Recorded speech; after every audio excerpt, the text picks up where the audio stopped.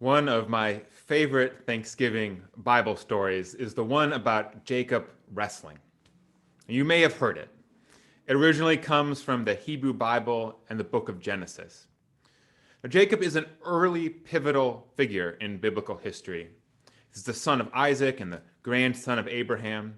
He's also the father of Joseph of Technicolor Dreamcoat fame. When this story begins, though, Jacob is all alone. His family was on the move and they had just crossed the river, and it seems that Jacob was left alone behind on the other side. He isn't by himself for long, though. The Bible moves quickly onto the action. Quote, Jacob was left alone, it reads, and a man wrestled with him until daybreak. Now, we don't know how the wrestling started. We don't know if Jacob was minding his own business when a man came out of the woods and tackled him. We don't know if it was a friendly challenge by a stranger that Jacob, to pass the time, gladly accepted. We don't even know who this man really was. We do know that Jacob was a good wrestler, because when the man realized he couldn't overpower Jacob, he took a cheap shot and dislocated Jacob's hip. But even that didn't stop Jacob, and he held the man firm. The man demanded to be let go. It's almost daybreak, he said. But Jacob wouldn't do it unless the man would do one thing. It was a strange thing, an unexpected thing. Jacob demanded that the man bless him. Now, a blessing is not a common request after a wrestling match. I wrestled for 4 years in high school, and I can tell you, no one ever asked. It is a weird request. But Jacob insisted, perhaps because he realized sometime during the night, he realized something about his opponent. Although the original Hebrew identifies his opponent as a man, the later book of Hosea suggests that man is actually an angel. Later in the book of Genesis, Jacob himself suggests it was God who he wrestled. And it is up for debate whether the man was an angel or God. Traditionally, Jewish tradition favors the former and Christian tradition favors the latter. But what I love about this story is Jacob's audacity. By the time he demanded the blessing, he must have realized that he was either wrestling an angel or with God. And that is no small thing to recognize. And even knowing that, when whoever that is demands to be let go, he refuses. And he still demands a blessing. Could you imagine literally holding on to an angel or God themselves in your grip and insisting on something, demanding something? To some, it might even seem deeply entitled, presumptuous. What right did Jacob have to demand anything from God? Aren't we supposed to be grateful for whatever we get?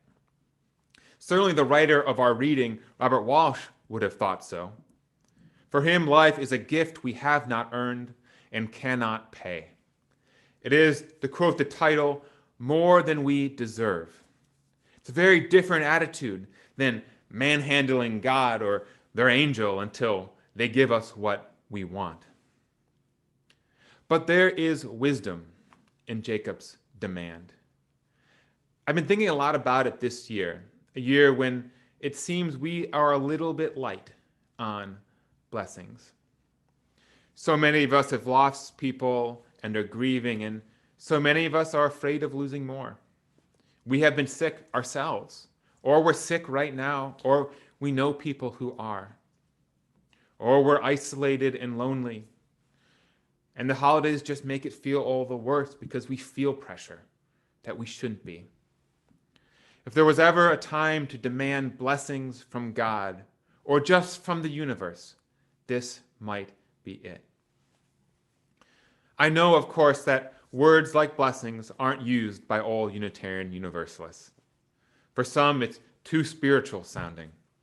For others, it conjures up images of paternalistic religion that separates the worthy people, the good people, from the unworthy, those who don't deserve things. Or maybe it just reminds us of insincere Instagram users who post things like #blessed, subtly humble bragging their privilege online. But I believe there is value in the language of blessing, even so. For me, blessings or being blessed simply suggests that we have something to be thankful for. If our lives are blessed, it doesn't necessarily mean that someone up there has made it that way, although it can. It means we have reason to be grateful. Unitarian Universalists might not agree about what exactly a blessing is or where it comes from, but we can, I believe, agree that everyone deserves to have things to be grateful for. You deserve that right now, no matter what your life looks like. And everyone on this whole planet deserves that. I imagine Jacob believing this when he demanded a blessing. He knew that life was hard and short and full of pain, and yet had the courage to tell God or one of their angels that he wouldn't be satisfied unless he had something to give thanks for. And I think this is very you. We're stubborn, a lot of us. We're often opinionated, and we're unafraid to speak our minds. And we use those qualities to speak up for what we believe in.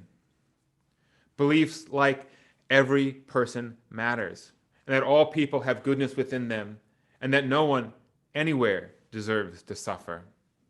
To demand blessing is to rise up and insist that all people deserve a life they can be grateful for. That kind of demand is a moral act. Now, nowhere has this moral necessity of demanding blessing been clearer to me than when I worked with teenagers. Back before I was a minister, I used to volunteer at a Unitarian Universalist youth leadership school.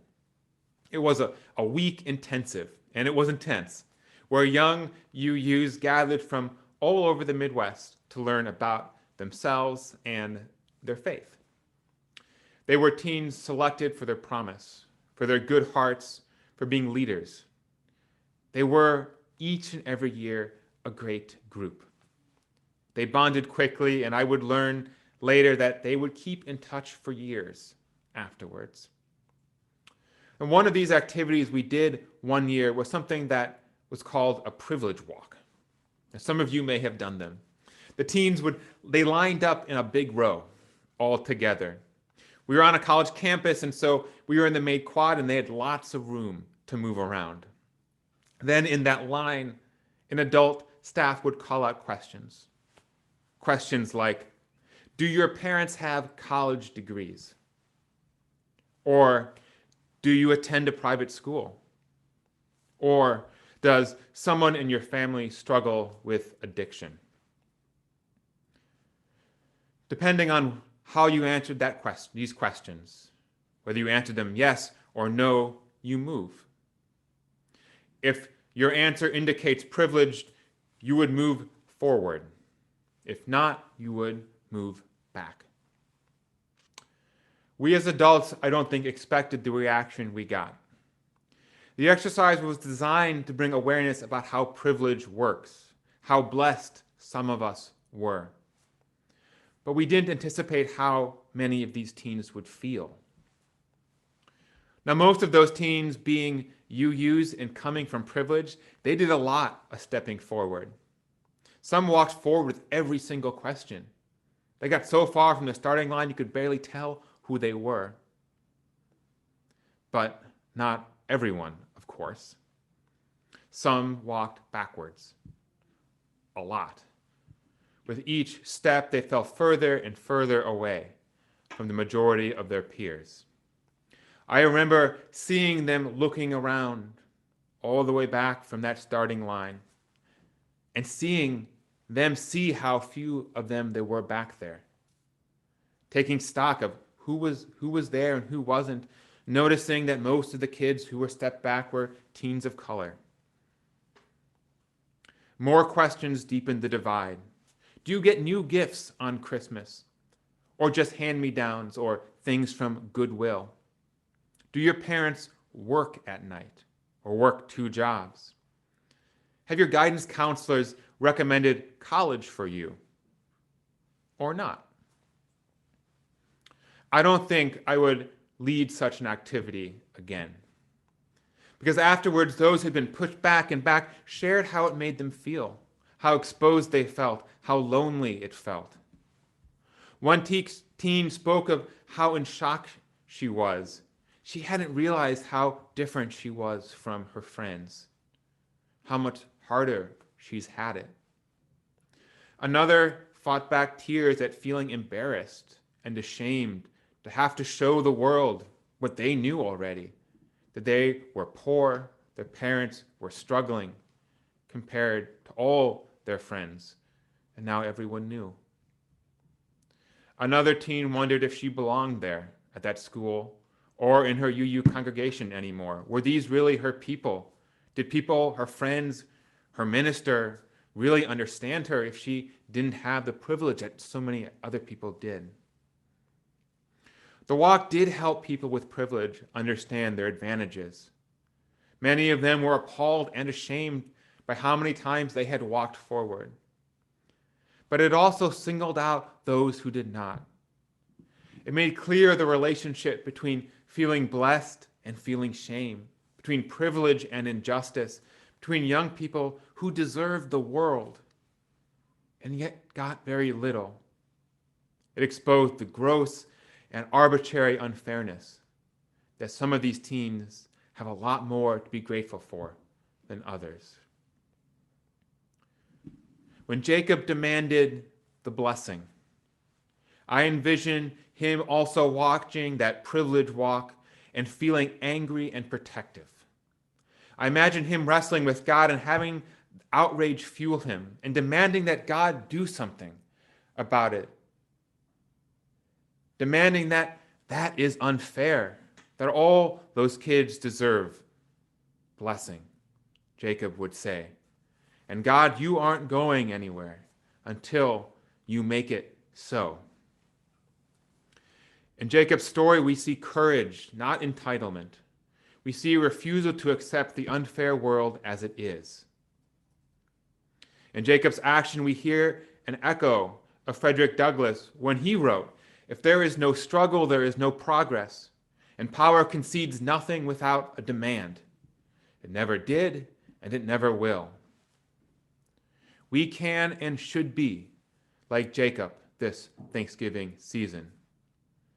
Even with God, even with their angels. For ourselves, this means refusing to let this bad year define us. It means believing that we deserve love and friendship and happiness, even when we doubt ourselves, even when our lives feel out of control, we feel lonely. We still deserve blessing. Just as importantly, we should demand blessings for others. We might live in a world where unequal blessings, but only through you and I demanding it change will it. So if you have the chance to wrestle with the powers that be, whether that's God or the business you work in or the politicians who represent you, don't let go and don't let up until they give whatever blessing they can, until those, like the teens who deserve blessings, get them. Keep doing it until no one has to keep stepping back, wondering if they matter, wondering about shame, wondering what they have to be thankful for. The good news that upon hearing Jacob's demand, God or their angel relented. They gave their blessing. They knew it was just as we can receive ours and demand it for others, if we have the audacity to insist. May it be so this Thanksgiving and all Thanksgivings. Amen.